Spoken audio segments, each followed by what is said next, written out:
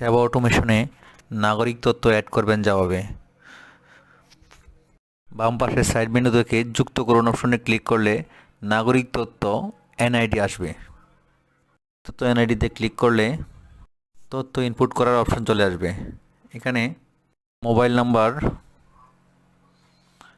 NID number, জন্ম তারিখ, নাম, পিতার নাম, মাতার নাম, স্বামী স্ত্রীর নাম,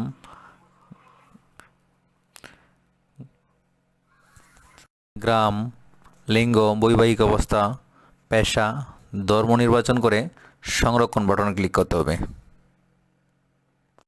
এছাড়াও উপরের দিকে ক্লায়েন্ট আইডির বাম পাশে 3টি বৃত্ত দেখা যাচ্ছে।